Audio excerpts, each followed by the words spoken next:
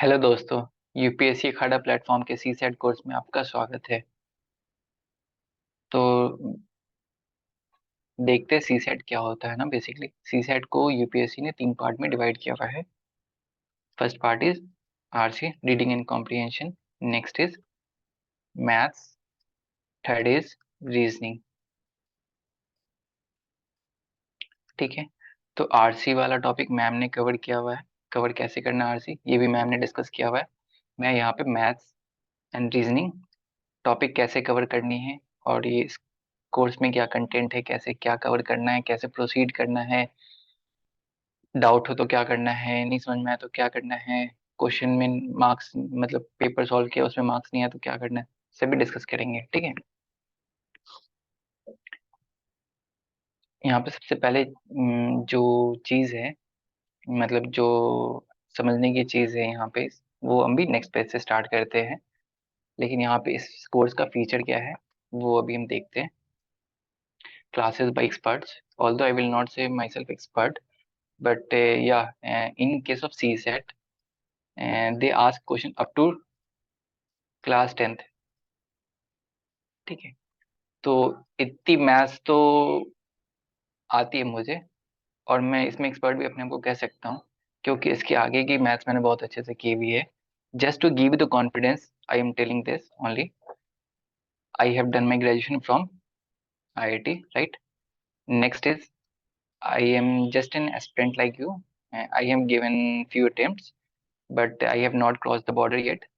So, and my optional is mathematics, right? So this too might give you the confidence that I have a solid background of maths, right? Next, live doubt clearing session,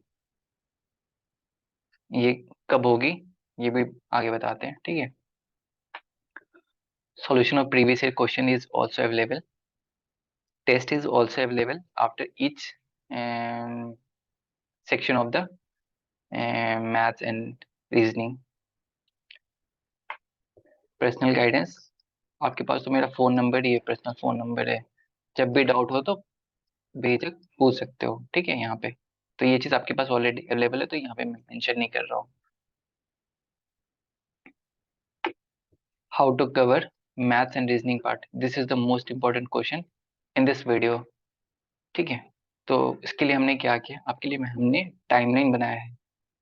timeline, अब ये देखो, अब ये course आप कब देख रहे हो ये डिपेंड करता है। ठीक है।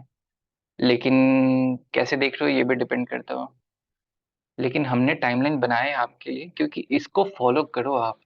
क्योंकि इससे फॉलो करोगे तो हमने मतलब ये इंश्योर कर सकते हैं हम कि अगर आपने जो हमने बोला और आपने किया, ठीक है, तो इतना तो मैं श्योर शॉट बोलता हूँ कि आपके सी सेट में, मतलब अगर मैथ्स एंड रीजनिंग मिला के 50 क्वेश्चन पूछते हैं वो, ठीक है, मैथ्स एंड रीजनिंग मिला के 50 क्वेश्चन पूछते हैं, तो 40+ क्वेश्चन तो आप अटेम्प्ट कर सकते हो। मैं इतना श्योर शॉट लेता हूँ, क्योंकि सी सेट में सी सेट ने उन्होंने क्वालिफाइंग इसीलिए रखा है क्योंकि सभी क्वेश्चन नहीं बनेंगे सभी से, है ना।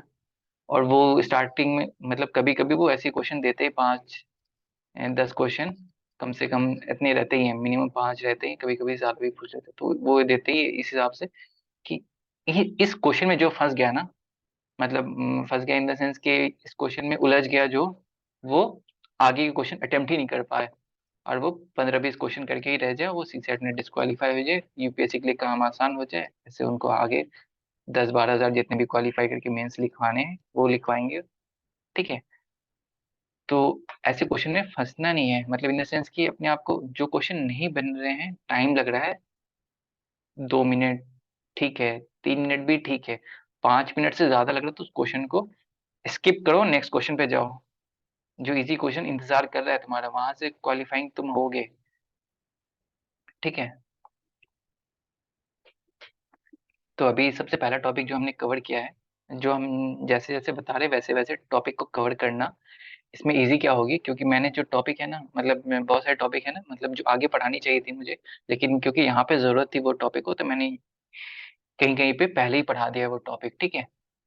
तो इससे क्या है कि अगर आप आगे का वीडियो देखोगे ना, अगर मतलब ज्योमेट्री मेंस्ट्रुएशन मैंने स्टार्टिंग से पढ़ाया, आप अगर अरिथमेटिक से स्टार्ट करते हो तो वहाँ पे मैंने बहुत सारी चीजें पहले वाले लेक्चर्स में पढ़ा दी, तो वो चीज मैंने वहाँ पे डिस्कस नहीं की है, तो फिर वहाँ पे डिफिकल्टी आ सकती है आपकी। जैसे डाटा इंटरप्रिटेशन, अगर वीडियो आपने देखना स्टार्ट किया तो डाटा इंटरप्रिटेशन में वहाँ पे हमने सब कुछ पढ़ा हुआ है, बस वहाँ पे डाटा बहुत सारी एक साथ दे दिया है, तो उसको हमें समझना है कि डाटा को डिकोड कैसे करना है प्रीवियस अंडरस्टैंडिंग से, ठीक है। तो सबसे पहला है ज्योमेट्री मेंस्ट्रुएशन टॉपिक। इसमें डे 1 पे सबसे पहला आपका काम, जो ये वीडियो आप देख रहे हो, ये यही बेसिकली इंट्रोडक्टरी वीडियो है, ठीक है। और 1.0 बेसिक्स मतलब आपको देखनी है, ठीक है। ये आधे घंटे की होगी, ये शायद 10-15 मिनट की होगी, मुझे नहीं पता, अभी तो मैं रिकॉर्ड ही कर रहा हूँ, कितने मिनट की होगी ये वीडियो, ज्यादा ही देखते हैं, ठीक है। ये वीडियो देखना है और ये बेसिक्स देखनी है। और बेसिक्स के मैंने क्वेश्चन भी डिस्कस किए हुए इसी वाले में, प्रीवियस ईयर के क्वेश्चन मैंने जो जो मुझे याद थे, ठीक है। और जो पढ़े हैं, जो आपने पढ़ा है बेसिक्स क्लास में, जो क्लास की है आपने, ठीक है, उस क्लास की रिवीजन करनी है क्लास के तुरंत बाद, क्योंकि अभी क्लास में पढ़ा है आपने, एकदम ताज़ा ताज़ा फ्रेश है एकदम दिमाग में कि हाँ अभी ये सर ने पढ़ाया है, ठीक है। तो रिवीजन ऑफ क्लास ये मस्ट है, 10 मिनट का रिवाइज, 10 मिनट 15 मिनट जितने जल्दी कर सको रिवाइज। अगर क्वेश्चन कराया है तो क्वेश्चन को एक बार प्रैक्टिस कर लेना खुद से, तो क्वेश्चन मैंने सॉल्व किया है ना, आपको भी सॉल्व करना है, पेपर तो आपको ही लिखना है ना, ठीक है। ठीक है। डे टू में 2 लेक्चर्स हैं, ठीक है। मतलब टारगेट ऐसा है कि एक दिन में 1 घंटे ही पढ़ने हैं, ऐसा, ठीक है। तो इस क्लास से पढ़ने से पहले जस्ट जो प्रीवियस क्लास में डिस्कस किया था उसको एक बार गो थ्रू हो जाना, नोट्स बनाते चलना खुद का, ठीक है। जो मैंने पढ़ाया उसको लिखते चलना, ठीक है। मैंने पीडीएफ ऑल दो अपलोड किया हुआ है सारे लेक्चर्स का कि हमने ये लिखा, लेकिन खुद से बनाओगे ना तो खुद की चीजें ज्यादा याद रहती है, ठीक है। जैसे जीएस में देखते होगे ना, टॉपर अपने नोट्स बनाते हैं, शॉर्ट नोट्स बनाते हैं, बुक में लिखा हुआ है, बाकी कोचिंग्स के भी हैं, लेकिन वो खुद से फिर भी बनाते हैं क्योंकि अपनी चीजें ज्यादा याद रहती है, ठीक है। उसके बाद क्लास के बाद फिर से रिवीजन करना, सेम प्रोसीजर सभी क्लास में चलेगी, ठीक है। ये भी 1 घंटे की लेक्चर है, रिवीजन करनी। इस क्लास से पहले ये प्रीवियस क्लास 2 क्लास की रिवाइज कर लेना, ठीक है। ऐसे अंडरस्टैंडिंग बिल्ड होते चलेगी, क्योंकि एक दिन में आपको वो हमने मतलब बहुत सारे बिल्डिंग बनते देखिए, लेकिन हम हिस्ट्री में पढ़ते हैं ना, ताजमहल, ताजमहल को बनाने में 20 साल लगे लगभग, ऐसा, ठीक है। ऐसा ताजमहल दिखता है, ऐसा कुछ, ये 4 इसकी मीनार है ऐसे, ठीक है, पीछे वाले ये 2 है, आगे ये है, ऐसा, ठीक है। तो ये स्ट्रक्चर बनाने से पहले उन्होंने बेस कितना मजबूत बनाया होगा ना, कितना स्ट्रॉन्ग बेस बनाया होगा, ठीक है।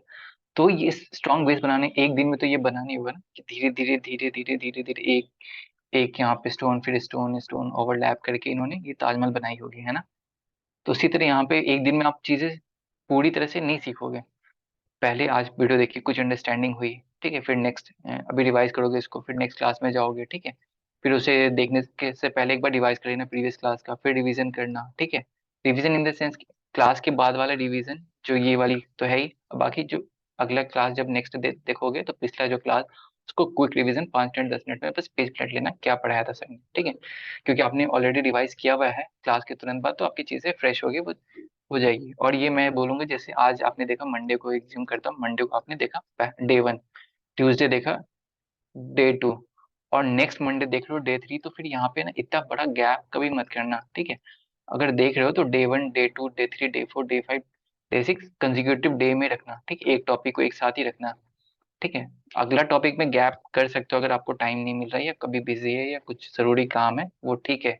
लेकिन जब एक टॉपिक में ना गैप मत करना प्लीज, ठीक है, रिक्वेस्ट कर रहा हूँ मैं बेसिकली, क्योंकि अल्टीमेटली ये करना आपको ही है, ठीक है। नेक्स्ट है डे 4, सेम चीज यहाँ पे भी करनी है, ठीक है। 3.1 3.2 रिवीजन, मतलब ये 1 घंटे के लेक्चर रिवाइज करनी है, और इसको देखने से पहले प्रीवियस वाली जितनी लेक्चर है उसको एक बार पेज पलट लेना, ठीक है। सेम यहाँ पे भी करनी है, ठीक है। अभी क्या है, यहाँ पे टॉपिक कंप्लीट हो गई, यहाँ पे डे 5 पे आपकी ज्योमेट्री एडमिनिस्ट्रेशन वाली टॉपिक कंप्लीट हो गई है, ठीक है। अभी क्या करना, अगर टॉपिक यहाँ पे अगर आपको कोई भी डाउट हो कॉन्सेप्ट से पहले, कॉन्सेप्ट यहाँ पे खत्म हो गई ज्योमेट्री एडमिनिस्ट्रेशन वाली, अगर कोई भी डाउट हो, ठीक है, reach out to me in case of doubt in the conceptual part, ठीक है।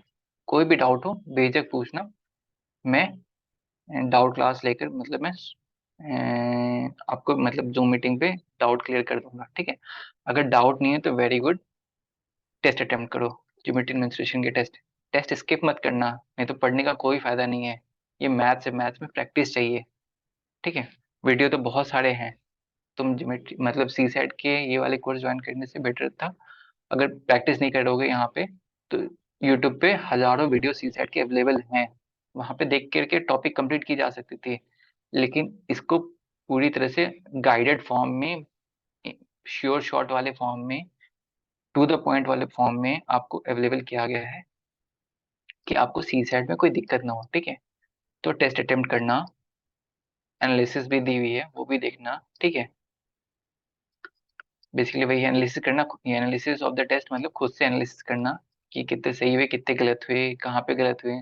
फिर सॉल्यूशन देखना, ठीक है। सॉल्यूशन देखने के बाद अगर फिर भी कुछ डाउट हो तो सेम चीज, reach out to me in case of doubt in the conceptual part, ठीक है। क्वेश्चन क्वेश्चन समझ नहीं आता है सी सेट का या कुछ होता है तो फिर आप मुझे बताओगे, है ना, तभी क्योंकि ये ना रिकॉर्डेड लेक्चर्स है, मुझे जब तक पता नहीं चलेगा जब तक आप नहीं बोलोगे, ठीक है। आपको एक्टिविटी में शो करनी पड़ेगी अगर आपको डाउट क्लियर करनी है तो, नहीं तो वो डाउट डाउट ही रह जाएगा, ठीक है। इसलिए आपको वो एक्टिविटी में शो करनी पड़ेगी। सेम चीज यहाँ पे भी करनी है। डे 7 लेक्चर देखनी है, रिवाइज करना है, लेक्चर देखनी है, रिवाइज करना है। और इस क्लास से पहले ये वाली पिछली क्लास की time distance speed and work वाली रिवाइज करके आनी है। सेम चीज यहाँ पे भी प्रीवियस वाली जितनी रिवाइज करके आनी है, फिर रिवाइज करनी इस क्लास के बाद ये वाली क्लास, फिर नेक्स्ट क्लास से पहले प्रीवियस वाली time distance speed and work को रिवाइज करना है, फिर इस क्लास के बाद रिवीजन करनी है। तो रिवीजन रिवीजन क्यों बोल रहा हूँ मैं, क्योंकि मैथ्स ऐसी चीज है, मैथ्स ऐसी चीज है। आपने जो मैं एग्जाम्पल दे रहा हूँ जस्ट, ज्योग्राफी पढ़ी है, ठीक है। आपने ज्योग्राफी पढ़ी, ये अर्थ है, ठीक है। अर्थ की शेप क्या है, ज्योइड शेप की है, ठीक है। क्या हमारा अर्थ ऐसा है, इस एक्सिस पे रोटेट कर रहा है? नहीं, हमारा अर्थ की एक्सिस है टिल्टेड, 23.5 एंगल से टिल्टेड है ये, ठीक है, डिग्री से। तो अभी क्या है यहाँ पे, क्या हमारा मतलब जो डे और नाइट होता है ना, वो इससे कॉन्साइड करता है एक्सिस के रोटेशन वाले अर्थ से? नहीं। जो डे और नाइट स्प्लिट करती है अर्थ का, वो उसकी एक्सिस अलग है, ठीक है। क्योंकि सन तो हमारा यहाँ पे है, ठीक है। वो तो जो शेप टिल्टेड हो या जो भी हो, वो सामने जो उसके फ्रंट पे रहेगा वहां पे लाइट देगा, जो पीछे रहेगा वहां पे डार्कनेस होगी, ठीक है। तो ये चीज हमने वीडियो देखी, समझ में आ गया, इमेजिनेशन से चीजें याद रह सकती। लेकिन मैथ्स क्या है, मैथ्स को कितना इमेजिन करने के लिए भी है ना, कम से कम क्वेश्चन किए होने चाहिए मैथ्स को इमेजिन। क्योंकि मैथ्स मैथ्स को सॉल्व करने के लिए मतलब मैथ्स की अंडरस्टैंडिंग बिल्ड करने के लिए, मैथ्स को समझने के लिए मैथ सॉल्व करना पड़ता है। मैथ सॉल्व करने के लिए क्या करना पड़ता है, क्वेश्चन जहां पे भी दिखा मैथ्स का, सी सेट का पेपर दिखा, ठीक है, वहां पे क्वेश्चन देखो, सॉल्व करो। देखने से सॉल्व क्वेश्चन नहीं होता है। क्वेश्चन यहाँ देखिए, वहां देखिए, इधर देखिए, उधर देखिए, क्वेश्चन वहां से सॉल्व कभी नहीं होगा जब तक आप सॉल्व ना करो। जीएस में क्या है, क्वेश्चन देखा, हाँ इसका आंसर ये है, हाँ ये ठीक है, ए आंसर है, हो गया। लेकिन मैथ्स में क्वेश्चन देख के सॉल्व नहीं हो सकते, उसको पेन पेपर उठाना ही पड़ेगा आपको, ठीक है। जब तक पेन पेपर नहीं उठाओगे क्वेश्चन सॉल्व नहीं होंगे, ठीक है। हो सकते हैं 50 में से 5-10 हो जाए, लेकिन वो आपको क्वालिफाई नहीं करवाएगा, ठीक है। डे 11 पे लेक्चर देखनी, रिवीजन करनी है। और ये इस लेक्चर से पहले रिवाइज कर लेना पीछे का प्लीज, ठीक है, रिवाइज करनी है। फिर यहाँ पे भी अगर ये कॉन्सेप्चुअल कॉन्सेप्चुअल पार्ट यहाँ पे खत्म होता है, अगर यहाँ पे कॉन्सेप्चुअल पार्ट में कोई भी डाउट है तो आप पूछो मुझसे, ठीक है। अगर नहीं डाउट है तो टेस्ट अटेम्प्ट करो, एनालिसिस करो, सॉल्यूशन देखो, अगर फिर भी कुछ डाउट है तो आप मुझसे पूछो, ठीक है। ये जो था ना लाइव डाउट क्लियरिंग सेशन, ये वही है। डाउट होगा तभी लाइव डाउट क्लियरिंग सेशन होगा, अगर डाउट ही नहीं है तो ये तो मतलब है ही नहीं बेसिकली, अगर आपने पूछा ही नहीं तो, ठीक है। ये आपको एक्टिविटी में शो करनी पड़ेगी, हाँ सर डाउट है, तब मैं डाउट क्लास रखूंगा ना, ठीक है। सेम चीज सभी में करनी है अब, ठीक है। डे 13 में क्लास रिवीजन, क्लास रिवीजन, इस क्लास से पहले पिछला रिवाइज कर लेना, ठीक है। पीछे का सारा रिवाइज करके फिर नेक्स्ट वाला लेक्चर देखना। फिर यहाँ पे कंप्लीट रिवीजन ऑफ अरिथमेटिक कर लेना। फिर क्योंकि उसके बाद फिर यहाँ पे एक बार डाउट हो तो फिर पूछ सकते हो, नहीं डाउट हो तो टेस्ट अटेम्प्ट करो, एनालिसिस करो, सॉल्यूशन देखो, फिर भी डाउट हो तो पूछो, ठीक है। ये है ना, देखो मतलब सीक्वेंस वाइज हमने बनाया हुआ है day, day 1, day 2, day 3, day 4, day 5, day 6, है ना। तो यहाँ पे सीक्वेंस वाइज चलोगे तो एक महीने के अंदर आपका सी सैट का मैथ्स एंड रीजनिंग पार्ट हो जाएगा, वो भी दिन में सिर्फ 1 घंटे देने से, ठीक है। दिन में 1 घंटे देने से, और आधे घंटे रिवीजन प्रैक्टिस के लिए मान लो, ठीक है। अगर ज्यादा ही वीक है तो 1 घंटे प्रैक्टिस मान लो, ठीक है। क्वेश्चन प्रैक्टिस करने पड़ेंगे, अगर बहुत वीक है तो क्वेश्चन प्रैक्टिस करने पड़ेंगे आपको, ठीक है। लेकिन इस टाइम टेबल को प्लीज ब्रेक मत करना। ये इसी के लिए बनाया गया है कि बीच में रिदम ना टूटे, क्योंकि मैथ्स ऐसी चीज है, जैसे मेरा ऑप्शनल मैथ्स है, प्रीलिम्स अभी, जैसे प्रीलिम्स अभी अभी तो मैं जिस दिन अभी रिकॉर्ड कर रहा हूँ, ये टुडे इज 15 Feb, ठीक है। तो अभी तो अभी प्रीलिम्स में कम लगभग 100 दिन के आसपास बच रहे हैं, लेकिन मैं मैथ्स, मेरा मैथ्स ऑप्शनल है तो मैथ्स मुझे पढ़ना ही पड़ेगा, क्योंकि उसको प्रैक्टिस में से बाहर अगर लेके गया ना तो मुझे वो फिर वो मतलब ज्यादा टाइम देना पड़ेगा प्री के बाद मैथ्स को। तो मुझे 1 घंटे भी ही सही, लेकिन मैथ्स को पढ़ना पड़ेगा, क्योंकि मैथ्स है ना ऐसी चीज है जो उसको प्रैक्टिस चाहिए, है ना। अंडरस्टैंडिंग मुझे कितनी भी अच्छी हो जाए कोई फर्क नहीं पड़ता, आंसर गलत आया तो वो सीधा 15 नंबर के क्वेश्चन है, वो सिंपली काट के 3 नंबर देंगे स्टेप पे, बाकी 12 नंबर गायब, है ना। अगर आंसर सही है तो फिर वो सोचेंगे हाँ आंसर सही है, इसने सब कुछ सही किया है, तो फिर वो 12-13 नंबर देके आगे बढ़ेंगे, ठीक है। और इतना ज्यादा नंबर देके खुश मत हो, वो हमें नॉर्मलाइज करते हैं वो, ठीक है। लेकिन फिर भी नंबर सही आ जाते हैं मैथ के, लेकिन सभी के नहीं आते मैथ्स में, मैथ्स में वही बोल रहा हूँ। गलत किया तो सीधा 12 के बदले 12 नंबर में जो 15 के बदले 12-13 मिलने चाहिए, तो वहां पे 3 मिलेंगे, आंसर गलत आया तो, अगर सही आया तो 12-13। तो ये चीज आती कैसे, ये चीज एक्यूरेसी से आती है, ठीक है। और एक्यूरेसी के लिए क्या चाहिए, प्रैक्टिस। और सी सेट क्या है, मैथ्स अप टू 10th है, इसकी लेवल क्लास 10th तक ही है, ठीक है। तो ये चीज आपको बिल्ड करनी पड़ेगी प्रैक्टिस से, ठीक है। परमुटेशन, कॉम्बिनेशन एंड प्रोबेबिलिटी, ठीक है। क्लास, सॉरी क्लास बोल रहा हूँ, एंड डे 17, ठीक है। डे 17 क्या करनी है, लेक्चर्स देखनी है, रिवाइज करना है। और मैं जस्ट वार्निंग तो नहीं दे रहा, मतलब अवेयर कर रहा हूँ थोड़ी सी। परमुटेशन, कॉम्बिनेशन, प्रोबेबिलिटी की क्वेश्चन काफी इजी आते हैं, काफी इजी आते हैं, अगर अंडरस्टैंडिंग अच्छी हो गई तो, ठीक है। 11-12 की परमुटेशन कॉम्बिनेशन मतलब पढ़ना नहीं है आपको, लेकिन जस्ट एग्जांपल दे रहे हैं। ये वाली टॉपिक है ना, ये इस वाले टॉपिक में अच्छे अच्छे बच्चे हैं ना टॉपिक को गिव अप कर देते हैं, ठीक है। क्लास 11-12 के बच्चे, क्योंकि इसकी डिफिकल्टी लेवल वहां पे बहुत ज्यादा बढ़ जाती है। लेकिन क्लास 10th वाले में ना कोई नॉर्मल इंसान भी है ना, मतलब अगर उसकी थोड़ी सी मैथ्स अच्छी in the sense 10th class तक अच्छे से पढ़ी है, तो ये टॉपिक बहुत ही इजी है, ठीक है। आप लेक्चर्स देखो आपको समझ में आएगी इजी कैसी है, उसका टेस्ट अटेम्प्ट करना, फिर भी क्वेश्चन, उसके बाद फिर मुझे बताना कैसा लगा ये टॉपिक, ठीक है। तो ये टॉपिक से ना जनरली लोग घबरा जाते हैं, तो इस वाले टॉपिक से घबराना नहीं है, ठीक है। परमुटेशन, क्योंकि वो वहाँ पे एनसीआर एन फैक्टोरियल आती है, मैंने सब कुछ एक्सप्लेन किया है, अच्छे से एक्सप्लेन किया है, एन फैक्टोरियल वगैरह तो शायद मैंने बेसिक्स वाले में डिस्कस किया हुआ है, ठीक है। तो वहाँ पे आप सब कुछ आपको समझ में आएगी, अगर नहीं समझ आता तो फिर मैं हूँ ना, मतलब ये वाला सीन है, कोई टेंशन हो मैं हूं ना बस, ठीक है। सेम यहाँ पे क्लास अटेंड करनी है, क्लास अटेंड करने से पहले पिछला रिवाइज करना है, सेम प्रोसीजर फॉलो करनी है। यहाँ पे टॉपिक कंप्लीट होती है, डाउट हो तो मुझसे पूछो, नहीं डाउट है तो टेस्ट अटेंड करो, ठीक है, एनालिसिस करो, सॉल्यूशन देखो, फिर भी डाउट हो तो फिर मुझसे पूछो, ठीक है। अगर नहीं डाउट है तो नेक्स्ट पे चलो। डाटा इंटरप्रिटेशन, यहाँ पे कुछ भी नया नहीं है, जो हमने पिछला पढ़ा है अभी तक उसकी यहाँ पे इम्प्लीमेंटेशन है। क्योंकि यहाँ पे है ना, ऐसे क्या होता है सिंपली, कि राम ने 100 रुपए में सामान खरीदा, 110 में बेचा था, उसको प्रॉफिट कितनी हुई। तो अभी यहाँ पे डाटा इंटरप्रिटेशन में क्या करेंगे, राम ने 100 में खरीदा, श्याम ने 1000 में खरीदा, गीता ने 110 में खरीदा, ठीक है। और सीता ने 120 में खरीदा। अब राम ने क्या 110 में बेचा, ठीक है। श्याम ने 1100 में बेचा। गीता ने 121 में बेचा, ठीक है। और सीता ने 132 में बेचा।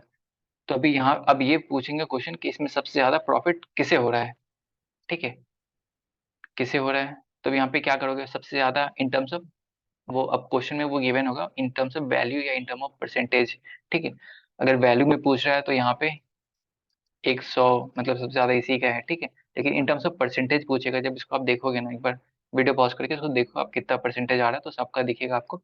सब में 10% की प्रॉफिट हो रही है, क्योंकि 100 का 10, 10, 1000 का 10, 100, 110 का 10, 11, 120 का 10, 1 मतलब 12 है तो 132 हो गई, ठीक है। तो सबका परसेंटेज सेम है यहाँ पे। तो भाई डाटा अंडरस्टैंडिंग है, जो हमने पढ़ा हुआ उसको यहाँ पे इम्प्लीमेंटेशन करनी है बेसिकली, ठीक है।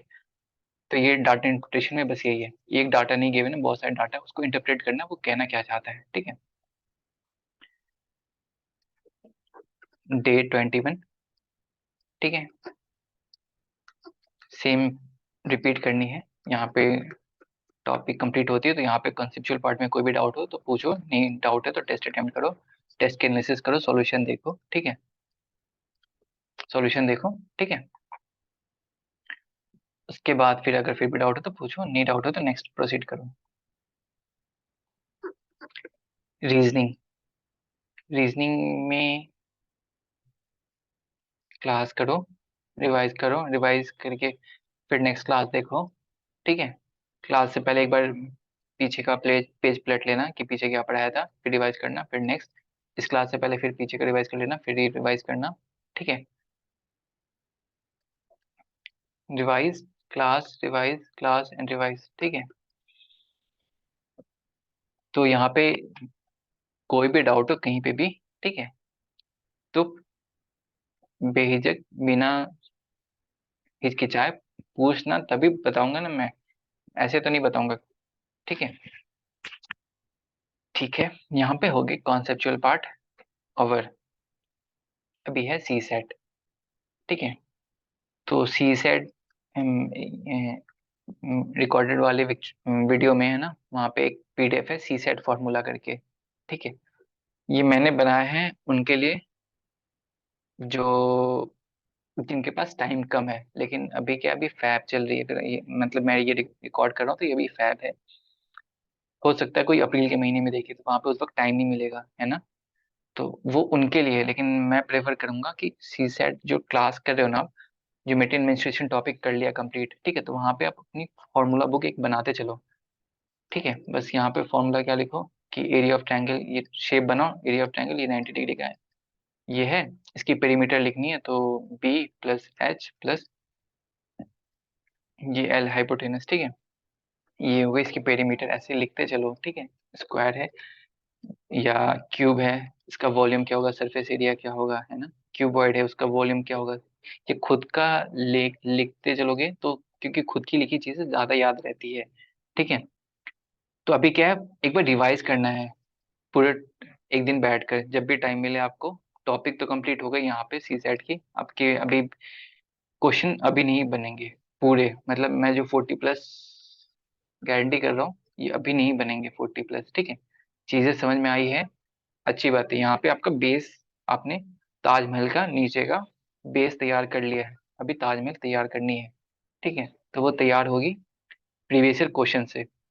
ऑल तो मैंने वीडियो में कहीं कहीं पे प्रीवियस ईयर क्वेश्चन डिस्कस किया है, लेकिन वो मैंने किया है, आपने प्रैक्टिस नहीं किया है, ठीक है। तो आप रिवाइज करो, ठीक है। रिवाइज कैसे करोगे, आपको हर एक टॉपिक के बाद है ना शॉर्ट नोट्स बनाते चलना, मतलब इन द सेंस कि जो भी फॉर्मूला है बस फॉर्मूला लिखना। और जो मैंने आप हेल्प ले सकते हो, मैंने जो फॉर्मूला शीट बनाया है वहां से मैंने मोस्टली कवर किया है, लेकिन कुछ कुछ चीजें हो सकती है वहां पे मिसिंग हो, तो वहां पे या तो आप प्रिंट आउट लेकर उसे अपना ऐड कर सकते हो, ठीक है।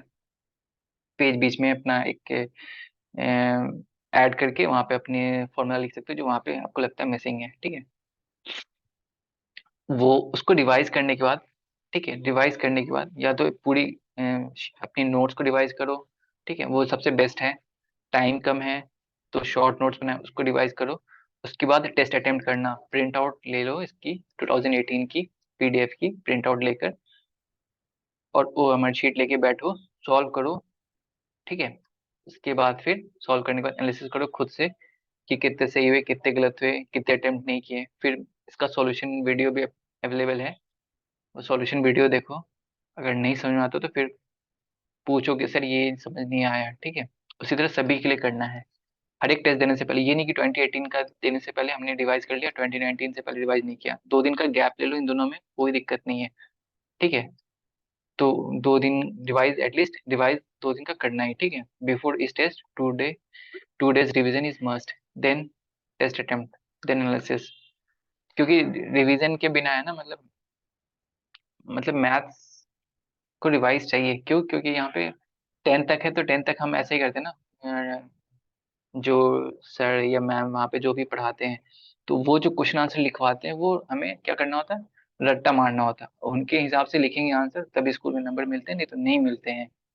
तो मैथ्स का 10th तक का यही सीन था, ठीक है। फॉर्मूला है, क्वेश्चन पूछा है, फॉर्मूला ये है, अप्लाई करो आंसर आएगा, ठीक है।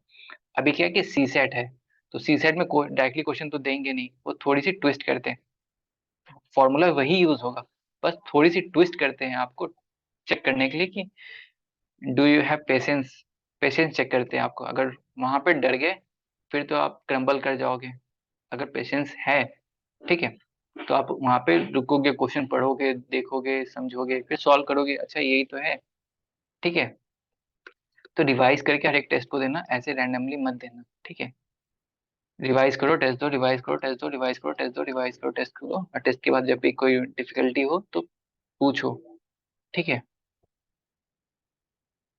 क्योंकि ये रिकॉर्डेड लेक्चर है, ऐसे क्यों लाइव क्लास में क्या होती है जब मतलब, तो उसमें क्या है कि जो भी डाउट है तो वहां पे वो पूछ सकते हैं हर एक टॉपिक में, जैसे आज ये क्लास हुआ, ये क्लास हुआ, ये क्लास हुआ, ये क्लास हुआ, ठीक है।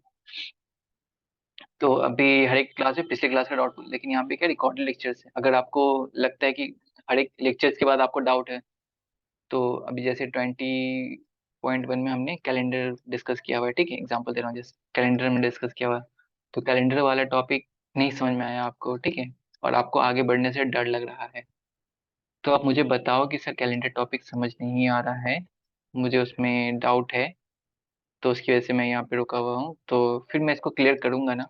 बोलना पड़ेगा, ठीक है। ये नहीं है कि मतलब शर्माना नहीं है कि मुझे डाउट है मैं पूछूंगा ही नहीं, मैं तो जो भी हूँ, ठीक है। तो ऐसा वो नहीं रखना है, यहाँ पे सीखने हैं तो सीख के जाना है, ठीक है। बाकी मेरी तरफ से ऑल द बेस्ट है, आप सी सेट क्लियर करो, ऑल दो मैं आपका कॉम्पिटिटर हो, लेकिन इससे फर्क नहीं पड़ता, ठीक है, इससे बिल्कुल भी फर्क नहीं पड़ता। जो एग्जाम में अच्छा करेगा वो क्वालिफाई करेगा, ठीक है। जैसे बहुत सारे होते हैं ना ऐसे आईपीएस या आईआरएस, जो ये सर्विस में ऑलरेडी हैं फिर भी ये आईएएस के लिए अटेम्प्ट करते हैं, ये तो हमसे काफी आगे हैं, इन्होंने क्लियर किया हुआ ऑलरेडी फिर भी आईएएस के लिए अटेम्प्ट दे रहे हैं, ठीक है। फिर भी हमारा इनसे टक्कर है, इन ये जो अटेम्प्ट दे रहे हैं, और हम जो अभी तक क्लियर नहीं कर पाए हैं, है ना, हमें इनसे भी कॉम्पिटिट करना है, ठीक है। तो कंपटीशन में सब एक बराबर है, प्रीलिम्स इसी के लिए है, प्रीलिम्स का पेपर, जीएस का पेपर देखा होगा, तो यूपीएससी हर एक साल नया चैलेंज लेके आती है, ठीक है, कि जो इन्होंने ना देखा हो ना हमने देखा हो, दोनों के लिए वो पेपर सेम हो, ठीक है। तो इसलिए मेहनत करो आप, ठीक है। सी सेट में अगर फिर भी नंबर कम आते हैं, मैं उनके लिए बता रहा हूँ जिनकी, देखो कॉन्सेप्चुअल पार्ट तो मैंने क्लियर कर दी है यहाँ तक, ठीक है। जो भी लेक्चर देखे आपने डाउट क्लियर किया, लेकिन अभी क्या है कि मैथ्स ऐसी चीज है जहाँ पे प्रैक्टिस चाहिए, ठीक है। तो प्रैक्टिस कैसे करोगे आप, ठीक है। तो मतलब एक बार टेस्ट सब कुछ कंप्लीट करके आप, है ना, मुझे ना टेस्ट के बाद, हर एक टेस्ट के बाद अपना मार्क्स शेयर करना, ठीक है। करेक्ट कितने हुए वो शेयर करना, गलत कितने हुए वो शेयर करना, अनअटेम्प्टेड कितने हैं वो शेयर करना, ठीक है।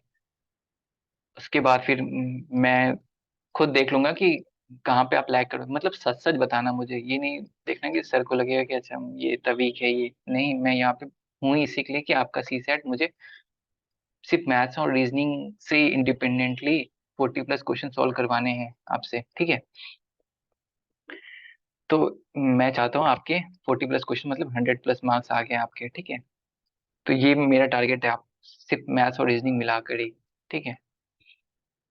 तो जब तक आप नहीं पूछोगे, जब तक आप एक्टिविज्म शो नहीं करोगे, जब तक आपको डाउट ना होगा, तब तक मैं नहीं बता पाऊंगा ना, ठीक है। चलो, ऑल द बेस्ट। और ये हमारे विनय सर। और ये कोर्स आपने ज्वाइन किया होगा तो यूपीएससी अखाड़ा ऐप पे ज्वाइन किया होगा, ठीक है। ठीक है, फिर आगे का लेक्चर देखो, जैसे मैंने शेड्यूल बनाया है वैसे ही फॉलो करना, ठीक है। बाकी आपको कभी भी कोई भी प्रॉब्लम हो सी सेट में, मैथ्स और रीजनिंग पार्ट में, आप बिल्कुल बेझिझक आप रीच आउट कर सकते हो, ठीक है। चलो, ऑल द बेस्ट।